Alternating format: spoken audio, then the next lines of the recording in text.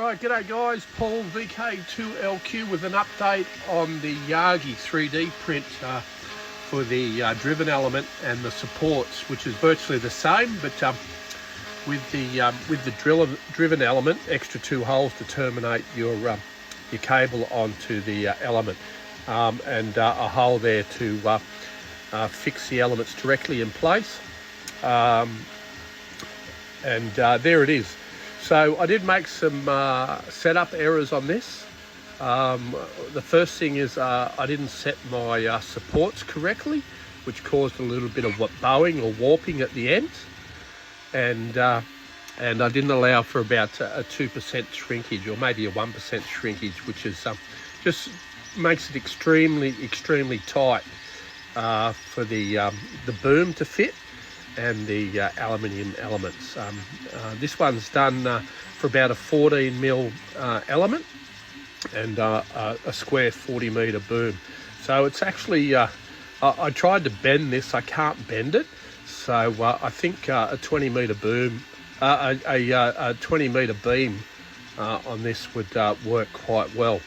So I'm looking building some beams and maybe selling them, or selling these in a kit. For 3 or 4 elements, or even a 2-element array, up to 14mm. And once I do some testing on that, I'll maybe increase the size to maybe 20mm, somewhere around there, and probably go a bit bigger, because I am looking at building a monoband 2-element for 40 metres.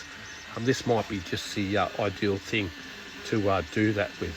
So I've made some changes. I've increased the size by about 3mm on the boom, and I think it was around 2.5mm on the elements to get a fit. So as I said, this will be the driven element, and obviously for the reflector and director elements, it won't have those 2 center holes there, because that's for terminating your coax onto the element. And if you see there, I've put in a divider. I don't know whether you can see it in there, but I've actually put a divider in there, centered. So the two, your A and B leg, if you like, or your inner and outer for your braid, won't touch. And that's around about 4mm in thickness. So, and that's a solid piece to stop the 2 elements dividing. On the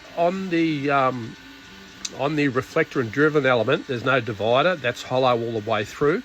So you could run a 5-metre section straight through the middle of that, and then drop it down to a 12mm or 10mm end piece to make it telescopic. That's what I plan on doing.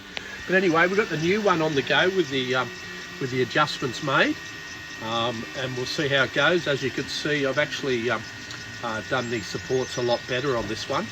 So hopefully this will be the one we want. And due to the wall thickness and stuff like that, this is a 9-hour print on average for each one of these. So if this one comes out good, I think we could probably fit about 3 on a bed, and we'd probably be looking around 30 hours to print up three elements for a Yagi. So we'll see how it all goes. Look, thanks for watching. That's the update. It actually doesn't look too bad. So hopefully this is a sign of things to come, and we'll keep it going. But I'm really enjoying playing around with Tinkercad. It does get a bit frustrating when you don't bother reading anything, but I'm slowly getting the hang of it, and realising what I need to do to lock things in place, and then to select each item to get the width and adjustments and centering correct. So I think we're getting there. Just takes a bit of time. It's like anything. Ham radio is all about time and learning. So we'll treat this in the same forum. Like I do with anything in life. You can see the warp there. But anyway, thanks for watching, guys. There's a bit of an update. I think these will come out quite well. And I've done this in PETG. So it is heat resistant. And I'll try and show you here if I can. There's very little flex in that, so it might just do the job. All right, 73s, all take care, and we'll certainly show this one sometime tonight.